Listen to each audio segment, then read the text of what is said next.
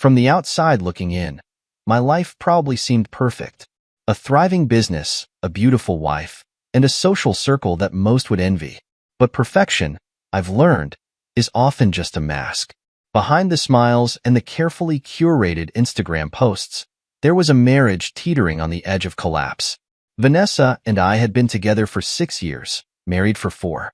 When we first met, she was magnetic, charming, ambitious, and full of life. She had this energy about her that could light up any room, and I was drawn to her like a moth to a flame. Back then, she wasn't the influencer she is today.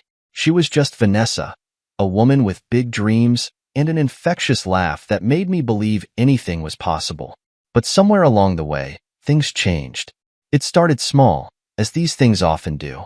Vanessa's passion for social media grew into an all-consuming career. At first, I was proud of her success. She went from a few hundred followers to thousands in what felt like no time at all. Brands started reaching out, offering sponsorships and collaborations. She was thrilled, and I was happy to support her. But as her platform grew, so did her ego. Our once intimate dinners turned into photo ops. Conversations about our future were replaced by her plans for the next big post. And then there was the audience, an invisible third party in our marriage. Everything she did seemed to be for their validation, not mine. "You should smile more in photos," she'd say, positioning me for yet another candid shot that wasn't candid at all. People love to see us happy. Us. Happy. The irony wasn't lost on me. I didn't notice the cracks right away. Or maybe I did, but I ignored them, hoping they'd fix themselves. Vanessa had always been headstrong, and I told myself this was just another phase. But the phase turned into a pattern, and the pattern turned into a reality I couldn't escape. She started hosting more events, dinners, parties, networking mixers, all under the guise of building her brand. I tried to keep up, to be the supportive husband she needed, but it wasn't enough. No matter how much I smiled, how many hands I shook, or how many times I let her position me as the perfect husband for her audience, I always felt like an accessory. The woman I fell in love with had become a stranger, and I didn't know how to bring her back. One evening, I came home late from work to find Vanessa on a video call with Monica, her best friend and constant partner in this influencer world. They were laughing about something, their voices echoing through the house. "You should have seen Ethan last night," Vanessa said, her tone playful but cutting. "He looked so lost at the dinner. Poor guy just doesn't have that spark, you know?" Monica laughed, and my chest tightened. I stood there, just out of sight, listening to them talk about me like I was some distant acquaintance instead of her husband. "He's great," Vanessa added, as if to soften the blow. "But sometimes I just wish he'd step up, be more manly." It felt like a punch to the gut.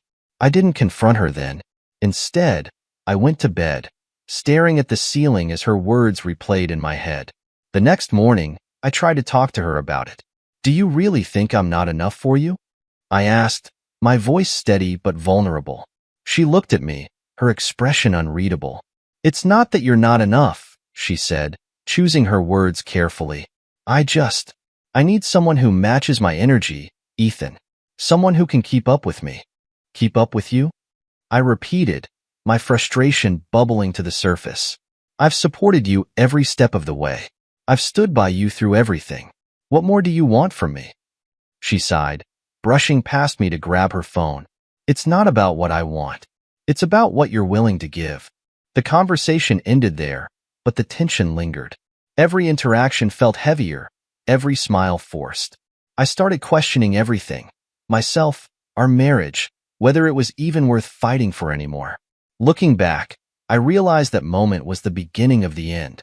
Vanessa's world was built on appearances, and I had become just another prop in her carefully curated life. But deep down, I knew something had to give. I couldn't keep living in her shadow, pretending to be the man she wanted me to be. I had to find a way to reclaim myself, even if it meant losing her in the process. The moment Vanessa invited Jacob into our lives, I should have known things would spiral. Jacob, her new business mentor, was everything I wasn't. Flashy, charismatic, and dripping with the kind of confidence that demanded attention. He was the kind of guy who could command a room with just a smirk and a raised eyebrow, and Vanessa ate it up. I first heard about Jacob during one of Vanessa's late-night recaps of her day. "Jacob is brilliant," she said, her eyes lighting up. "He's been in the industry for years and knows everyone. He's the kind of person who can take my brand to the next level."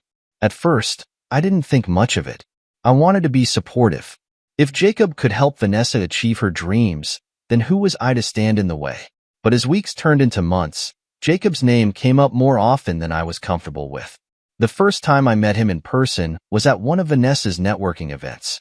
The house was packed with influencers, photographers, and brand representatives, the air thick with the sound of laughter and clinking glasses.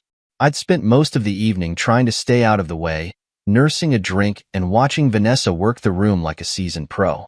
Then Jacob arrived. He waltzed in like he owned the place, his voice booming as he greeted Vanessa with an overly familiar hug. "Vanessa!" he exclaimed, holding her by the shoulders as he looked her up and down. "You're absolutely glowing tonight." "Jacob," she said, laughing as she lightly touched his arm. "I'm so glad you could make it." She introduced us a few moments later. "Jacob, this is my husband, Ethan." He extended a hand, his grip firm and his smile just a little too smug. "Ethan, great to finally meet you. Vanessa talks about you all the time." "Good things, I hope," I replied, forcing a smile. "Of course," he said, his tone smooth but insincere. "She always says how supportive you are. It's rare to find a partner who can handle being in the shadow of such a powerhouse." The words hit harder than I expected. He said it with a grin, like it was a compliment, but the underlying message was clear. Vanessa was the star, and I was just lucky to be along for the ride. Over the next few weeks, Jacob became a constant presence in Vanessa's life. Late-night strategy calls, lunch meetings, and even the occasional weekend brainstorming session filled her calendar. She started dressing differently, her wardrobe suddenly full of sharp blazers and bold colors that Jacob had apparently suggested to enhance her brand. I tried to bring it up one evening after dinner. "Do you really need to spend so much time with Jacob?" I asked. Vanessa looked up from her phone, her brow furrowing. "He's helping me build something incredible, Ethan. You wouldn't understand." "Try me," I said, my tone sharper than I intended. She sighed, setting her phone down. "Look, Jacob sees potential in me. He believes in what I'm doing. I wish you could see that too." Her words stung. "It's not about believing in you," I said. "It's about boundaries. He's everywhere, Vanessa. Don't you think it's a little much?" She rolled her eyes. "You're being ridiculous. Jacob is a mentor, nothing more. You need to stop being so insecure." That word, insecure, became a weapon Vanessa wielded whenever I questioned her relationship with Jacob. And maybe she was right. Maybe I was insecure. But it wasn't just about Jacob. It was about the way she lit up when she talked about him, the way she laughed at his jokes, the way she seemed to prioritize his opinions over mine. One night, Liam came over for a beer, and I vented to him about everything. "He's everywhere, Liam," I said, pacing the living room. "She acts like he's the answer to all her problems, and I'm just there." Liam took a long sip of his beer, his eyes thoughtful. "Have you told her how you feel?" "I've tried," I said, "but she shuts me down every time. It's like she's already made up her mind about whose opinion matters more." Liam frowned. "Look, man, you've always been the quiet, supportive type, but maybe it's time to speak up. She needs to know you're not just some background character in her life." His words stayed with me. For years, I tried to be the steady rock Vanessa could rely on, the supportive husband who let her shine. But now, I realized that rock was starting to crumble. Jacob wasn't just a mentor. He was a wedge, driving us further apart. And for the first time, I began to wonder if Vanessa even noticed. Or worse, if she cared. The cracks in our marriage widened with each passing day. It wasn't just Jacob anymore. It was everything. The late-night calls, the constant meetings, the way Vanessa would brush past me like I was a piece of furniture in our own home. But what really got to me were the red flags I couldn't ignore. The signs were everywhere, glaringly obvious, like neon lights in the dark. The first major one came during a dinner party at Liam's house. Liam and his girlfriend, Sarah, had invited a small group of friends over for a relaxed evening of good food and conversation. Vanessa, of course, treated it like another networking opportunity. She arrived late, wearing a sleek red dress that screamed, "Look at me," and immediately began chatting up Liam's colleagues, most of whom I barely knew. "Your wife's a social butterfly, huh?" one of Liam's friends commented, raising an eyebrow as Vanessa laughed loudly at some joke someone else had made. I nodded, forcing a tight smile. Yeah, something like that. The evening went on, and I noticed something unsettling. Every time I tried to engage with Vanessa, whether it was to refill her wine glass or comment on something she'd said, she barely acknowledged me. It was like I was invisible, a shadow lingering on the edges of her spotlight. But what really stung was when Jacob's name came up during a conversation with Sarah. "Vanessa, you've mentioned Jacob a lot lately," Sarah said casually. "Is he as great as you make him sound?" Vanessa's face lit up, her voice taking on that familiar, enthusiastic tone. "Oh, he's incredible. He's taught me so much about branding, about how to stand out in a competitive market. Honestly, I don't know where I'd be without him." I felt my jaw tighten, my grip on my drink steadying me. Sarah glanced at me, her smile faltering. "Ethan, what do you think about Jacob?" All eyes turned to me. I hesitated, the words caught in my throat. "I think he's effective," I said finally, trying to keep my tone neutral. Vanessa shot me a look, a subtle but sharp warning. "He's more than effective," she corrected, her voice almost patronizing. "He's visionary."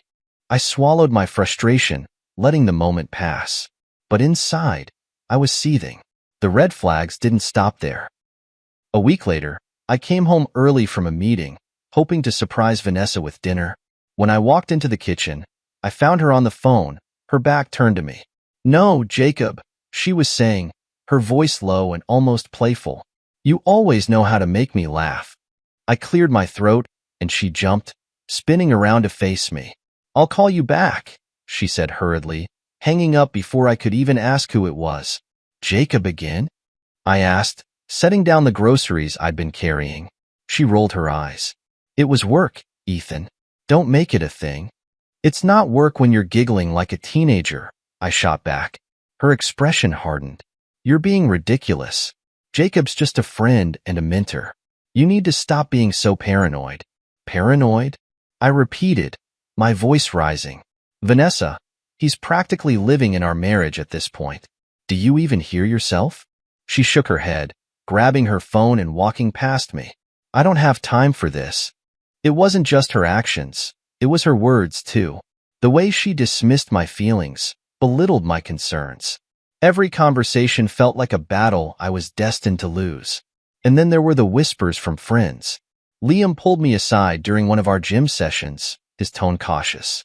"Look, man, I don't want to stir the pot, but people are talking. About Vanessa and Jacob." "What kind of talking?" I asked, my heart sinking. Liam hesitated. "Just that they're close. Too close. A few people at the last party said they seemed a little overly familiar." I clenched my fists, my jaw tightening. "And no one thought to tell me?" "I'm telling you now," Liam said, his voice firm. "You need to figure out what's going on, Ethan, before it's too late." The final straw came when Vanessa came home late one night, reeking of expensive cologne that wasn't hers. "Where were you?" I asked, my tone calm but icy. "Dinner with Jacob," she said, kicking off her heels. It was last minute. I didn't have time to call. I stared at her, my chest tightening. "Vanessa, do you even care how this looks? How it feels?" She shrugged, not meeting my eyes. "I don't know what you want me to say, Ethan. You're overreacting." It was in that moment I realized something. I wasn't paranoid. I wasn't overreacting. The red flags were real, and they were impossible to ignore. But what hurt the most wasn't what Vanessa was doing. It was that she didn't seem to care how much it was destroying me. Something had to change. And for the first time, I started to wonder if that change meant walking away. The realization that Vanessa no longer cared about how her actions affected me was like a punch to the gut. It didn't happen all at once. It was a slow, creeping awareness that settled into my bones, the kind of realization you try to deny because admitting it feels like admitting defeat. But by the time I reached that point, there was no denying it. Something had to change. The turning point came on a night I wasn't even supposed to be home. I had canceled a late work meeting to try and surprise Vanessa with dinner. I'd hoped, naively, that maybe a quiet night together could bridge the growing chasm between us. But when I walked through the door, I was met with the sound of her laughter coming from the living room. It wasn't just laughter. It was that kind of laugh she used to reserve for me, the one that said someone had genuinely gotten to her. I walked in and saw Jacob sitting on our couch, legs crossed, a glass of wine in his hand. Vanessa sat across from him, leaning forward as though every word he said was pure gold. The tension in the room was palpable the moment they noticed me. "Ethan," Vanessa said, straightening up as if she'd been caught doing something she shouldn't. "You're home early." Jacob, ever the charmer, raised his glass and smirked. "Ethan, good to see you. Vanessa was just telling me about your latest project. Sounds impressive." I didn't respond. Instead, I just stood there, the weight of the moment sinking in. It wasn't just that Jacob was in my home. It was the ease with which he had inserted himself into my life, into our life.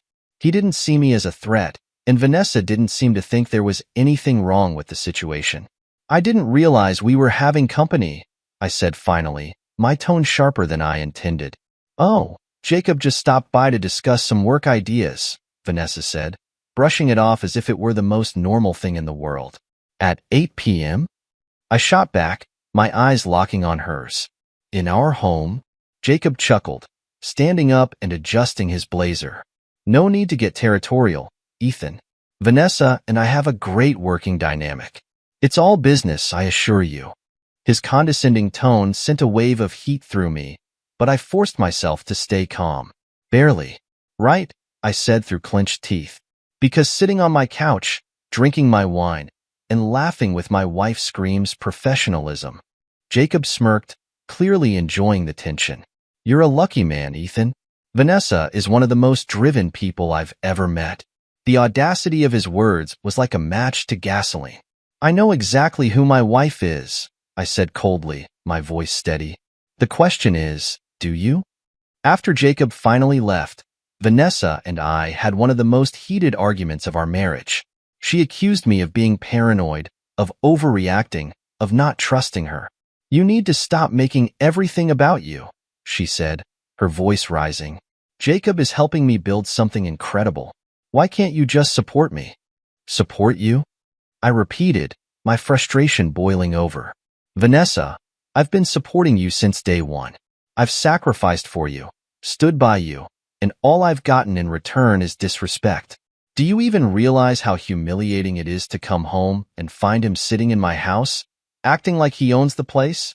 Her expression softened for a moment, but only briefly. "I can't control how you feel, Ethan," she said, her tone icy. "But I won't apologize for pursuing my dreams." "Your dreams," I said bitterly. "And where do I fit into those dreams, Vanessa? Or have you already written me out of the story?" Her silence was deafening. That night, I slept in the guest room, staring at the ceiling and wondering how things had come to this. I wasn't angry anymore.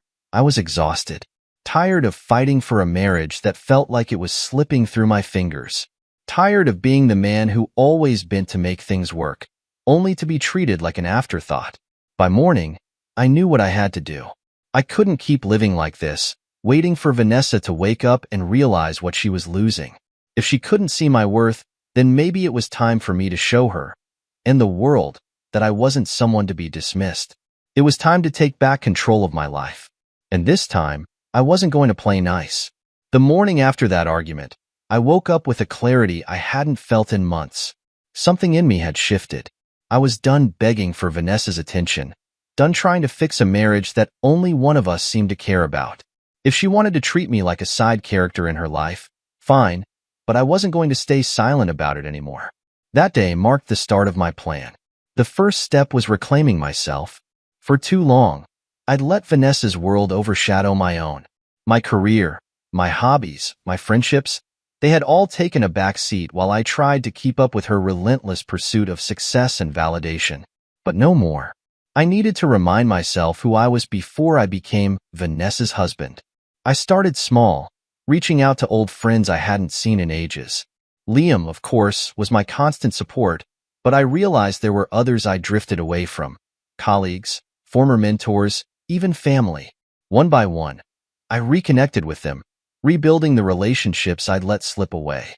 It felt good to talk to people who didn't see me as an accessory to Vanessa's life.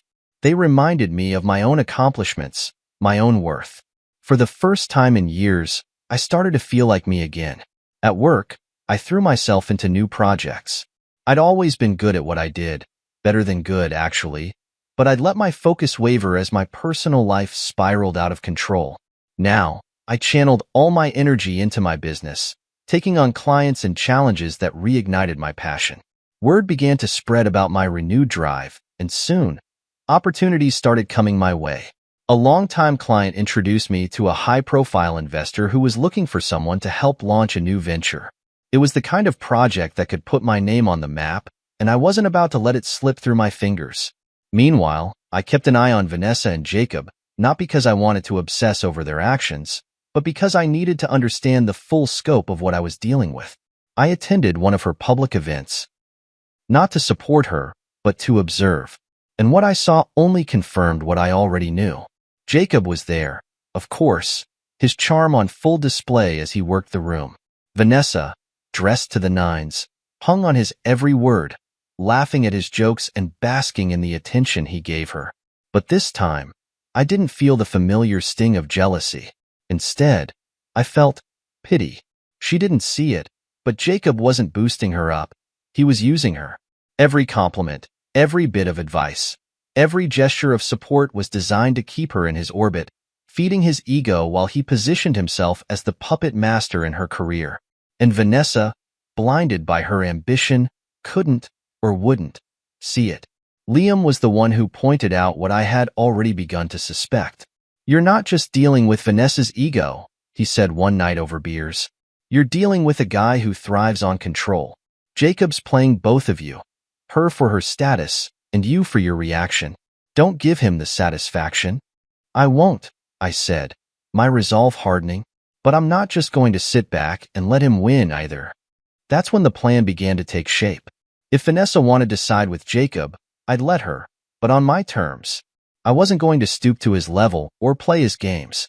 Instead, I'd show them both what it meant to truly command respect. The first step was re-establishing my presence in the spaces they thought they owned. I started attending events not as Vanessa's husband, but as myself, a successful entrepreneur with his own network and reputation.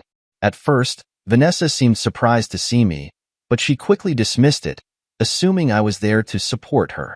What she didn't realize was that I was building alliances of my own. Quietly, strategically, I connected with people in her circle who had grown tired of Jacob's arrogance and Vanessa's self-centeredness. It didn't take long to find others who saw through their act and were eager to align with someone who wasn't afraid to call them out. By the time Vanessa noticed the shift, it was too late. People were starting to talk, not about her or Jacob, but about me, my work, my insights, my growing influence.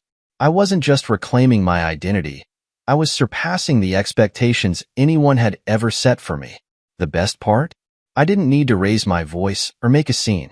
My actions spoke louder than any words ever could. Vanessa and Jacob might have thought they were the stars of the show, but they were about to learn the hard way that real power doesn't need a spotlight. It just needs a plan. And I had mine. The cracks in Vanessa and Jacob's perfect little dynamic were starting to show, and I wasn't the only one noticing. The more I quietly maneuvered through their shared world, the more I uncovered about the facade they had built around themselves.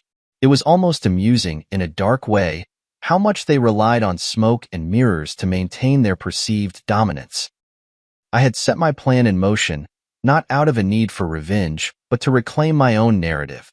And now, it was time to see it through. One of the most revealing moments came at another of Vanessa's events. This time, it was a charity gala, complete with overpriced cocktails and endless photo ops. Vanessa insisted I come along, though her reasoning was less about us reconnecting and more about having the perfect husband to complete her image. I obliged, but not for the reasons she thought. I wanted to see Jacob in action, to understand the cracks in his armor, and to figure out how I could exploit them. The night started as most of these events did, with Vanessa flitting from group to group, charming her way through the crowd, while I played the role of the silent observer. But then Jacob arrived, and everything shifted. Jacob wasn't just arrogant, he was calculated. He knew how to command attention, how to manipulate conversations to center himself, and how to subtly undermine anyone he saw as a threat. But as I watched him work the room, I noticed something else. Not everyone was buying into his act. A group of executives, standing near the bar, exchanged skeptical glances as Jacob delivered one of his overly rehearsed anecdotes. A younger woman in the corner rolled her eyes when he tried to corner her for a conversation.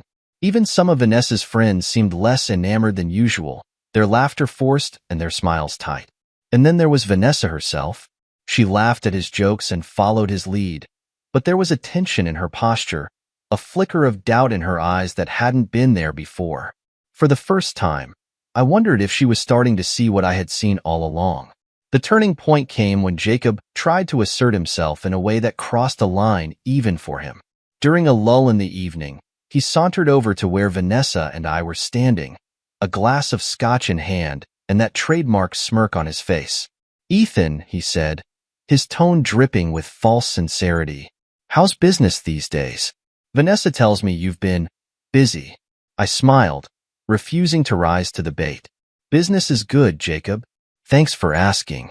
"Good to hear," he said, leaning in slightly, "though I imagine it must be hard keeping up with someone like Vanessa.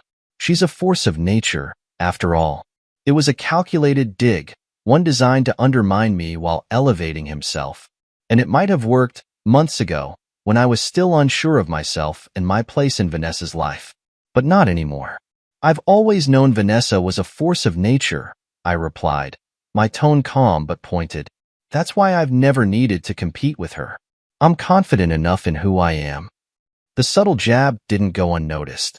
Jacob's smirk faltered for a split second before he recovered, his gaze flickering to Vanessa as if expecting her to intervene. But she didn't. She just stood there, her expression unreadable. The rest of the evening passed uneventfully, but I could feel the shift in the air. Jacob's confidence had taken a hit, and Vanessa was quieter than usual, her usual spark dimmed by something she wouldn't, or couldn't, acknowledge. When we got home that night, Vanessa finally broke the silence. "You were different tonight," she said, her tone cautious. "Different how?" I asked, playing dumb. "More assertive," she admitted. "I don't know. It just felt off." "Maybe I'm just tired of playing a role," I said, my voice steady. "Maybe it's time I started being the man I've always been, whether you or Jacob like it or not." Her eyes widened slightly, but she didn't respond. Instead, she turned and walked to the bedroom, leaving me alone in the living room. That night, I realized something important. Vanessa and Jacob's power over me wasn't about their actions. It was about my reaction. For too long, I had let them define the terms of my existence, dictate the narrative of my life. But not anymore. I wasn't just reclaiming my place in this story. I was rewriting it entirely. And the next chapter would be mine.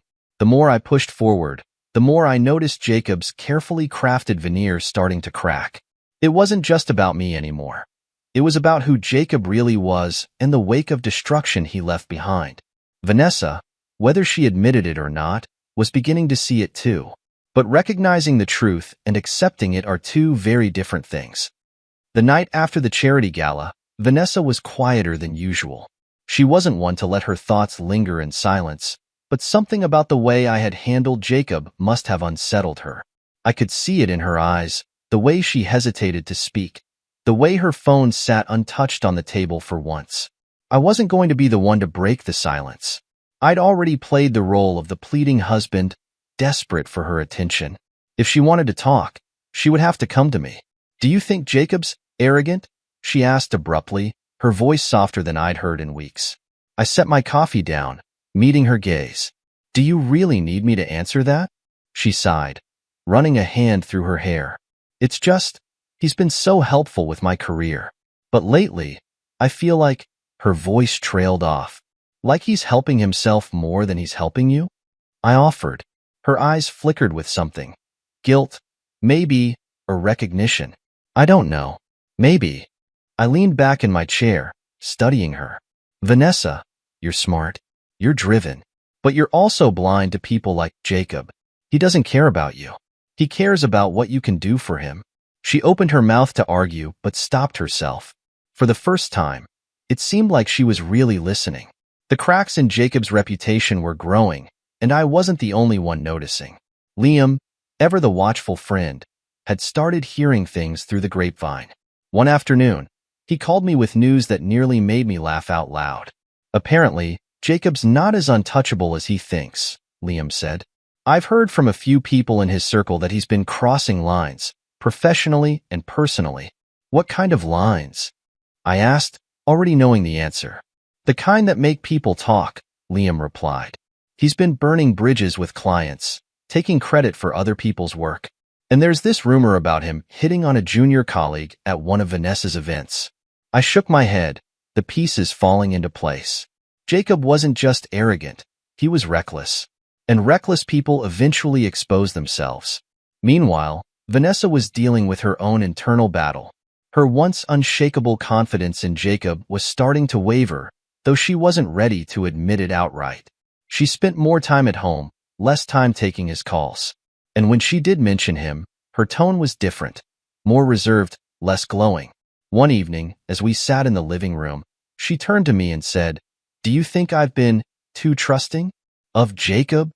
I asked, keeping my tone neutral. "Of people in general," she said, avoiding my eyes. "I just wanted to succeed. I wanted to build something real."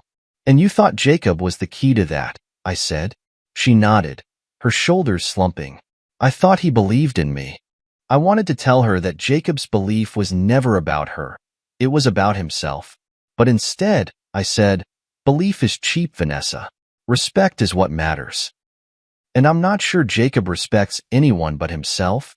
Vanessa's doubts about Jacob grew, but so did his attempts to tighten his grip on her.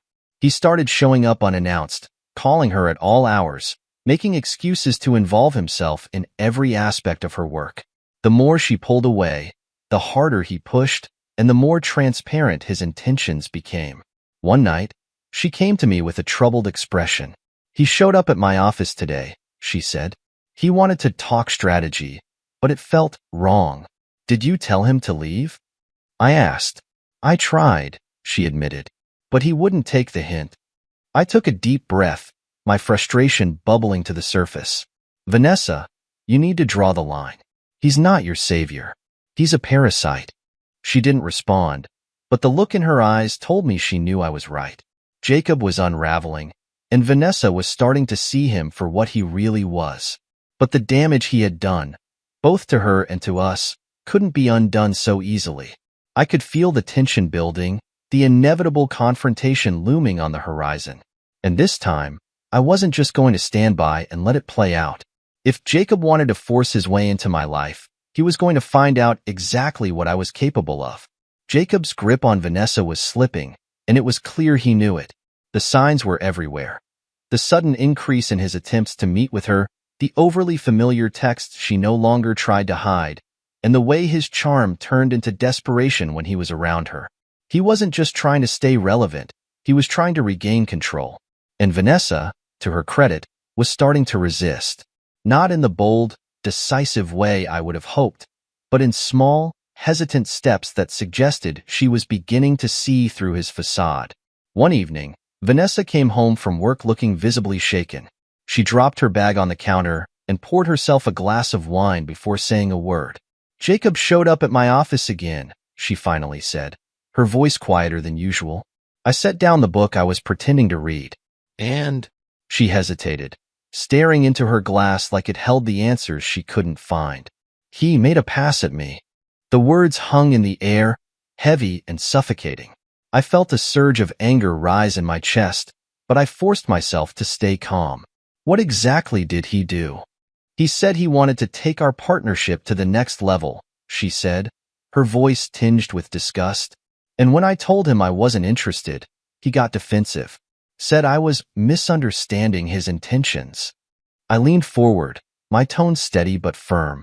"Vanessa, this isn't a misunderstanding. This is who he is. And it's who he's been all along." She looked at me, her eyes conflicted. I don't know how I let it get this far. Because he's good at what he does, I said. Manipulating people, making them feel like they owe him something. But you don't owe him anything, Vanessa. Not your career, not your loyalty, and certainly not your dignity. For once, she didn't argue. She just nodded, her shoulders slumping as if the weight of her decisions was finally catching up to her. The following days were tense. Vanessa avoided Jacob's calls and ignored his texts, but he wasn't the type to take no for an answer. He started leaving voicemails, each one more insistent than the last. "You're making a mistake, Vanessa," one of them said.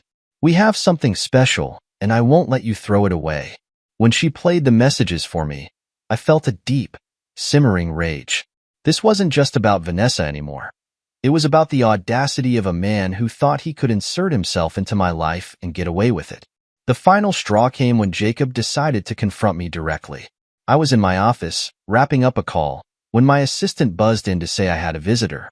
"Who is it?" I asked, already annoyed. "He says his name is Jacob," she replied, her voice hesitant. "He's being persistent." I sighed, rubbing my temples. "Send him in." The door opened, and there he was, striding in like he owned the place.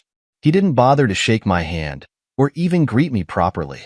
Instead, he walked straight to my desk, sat down in the chair opposite me, and propped his feet up on the edge of my desk.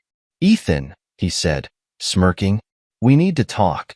I leaned back in my chair, crossing my arms. "About what?" "About Vanessa," he said casually, as if this were the most natural conversation in the world. "She's clearly torn between us, and I think it's time we settled this like men." I stared at him, my expression unreadable. "Go on." He leaned forward, his smirk widening. "You're not enough for her, Ethan. She needs someone who can match her ambition, her drive. Someone like me."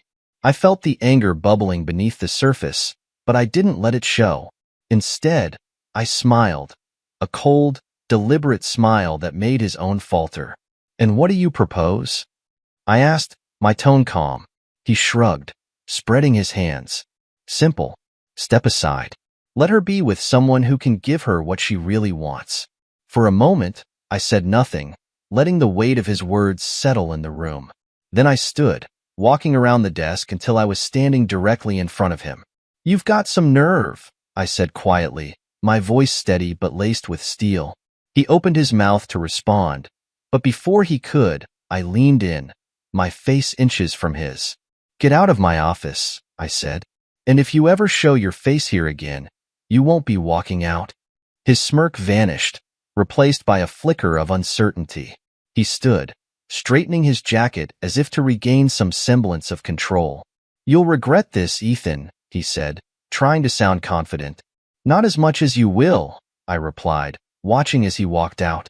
When the door closed behind him, I sat back down, my hands trembling with adrenaline. This wasn't over, not by a long shot, but for the first time, I felt like I was finally taking the fight to him. And this time, I wasn't going to lose. The fallout from Jacob's confrontation in my office came swiftly, like a storm I had been preparing for but couldn't fully anticipate. That man underestimated me. He thought his arrogance and charm were enough to control the situation, enough to control me. But what he didn't realize was that I wasn't just fighting for myself. I was fighting for my dignity, my marriage, and in some twisted way, for Vanessa's chance to see the truth. The next day, Vanessa came home looking like she hadn't slept. Her usual polished exterior was gone. No perfectly styled hair, no camera-ready makeup. She was just Vanessa, raw and visibly shaken. It was a version of her I hadn't seen in years. "What's going on?" I asked, setting my laptop aside. She hesitated, hovering near the kitchen counter as if she was afraid to come closer. "Jacob's been spreading rumors," she said finally, her voice barely above a whisper. "What kind of rumors?" Her hands clenched into fists at her sides. "That I'm unstable. That I've been using him to climb the ladder. He's telling people I came onto him." I leaned back, my anger bubbling just beneath the surface. "And people believe him?" "Some do," she admitted, her eyes glistening with unshed tears. "He's so good at making himself look like the victim. I thought cutting ties with him would be enough. but he's making sure everyone knows I walked away. I stood, crossing the room to stand in front of her. Vanessa, this is what he does. He manipulates, he lies, and he destroys anyone who doesn't give him what he wants. But you don't have to fight this alone. She looked up at me, her expression a mix of guilt and gratitude. Why are you still standing by me after everything I've done? Because I know who Jacob really is, I said firmly. And because, despite everything, I don't want to see you fall apart because of him. The days that followed were a whirlwind. Jacob's campaign against Vanessa spread through her professional circles like wildfire. Clients began pulling out of collaborations, and some of her so-called friends started distancing themselves. It was a brutal reminder of how fragile the influencer world really was. But Vanessa wasn't the only one Jacob was targeting. Liam called me one afternoon, his voice tense. Ethan, I just heard from someone at Jacob's firm. He's trying to discredit you too. Of course he is, I said, barely surprised. What's he saying? That you're jealous, insecure, trying to sabotage his career because you can't handle Vanessa's success. I let out a dry laugh. Typical. What are you going to do? Liam asked. I'm going to let him dig his own grave, I replied. Jacob's arrogance was his greatest weakness, and I knew it was only a matter of time before he made a mistake. I started gathering evidence, emails, texts, anything that showed his inappropriate behavior and manipulative tactics. Vanessa, to her credit, helped. She handed over every message, every voice memo, every piece of evidence that painted the real picture of who Jacob was. But it wasn't just about exposing him. It was about rebuilding what he had tried to destroy. I reached out to Vanessa's clients, explaining the situation and vouching for her professionalism. Some were skeptical, but others were surprisingly supportive, admitting they had always been wary of Jacob. One client even said, I've been waiting for someone to stand up to him. He's been untouchable for too long. The turning point came when Jacob's behavior started catching up with him. A junior employee at his firm filed a formal complaint, accusing him of harassment. It was the break we needed. Suddenly, his allies were scrambling to distance themselves, and his carefully constructed image began to crumble. Vanessa and I watched it all unfold, not with glee but with a sense of vindication.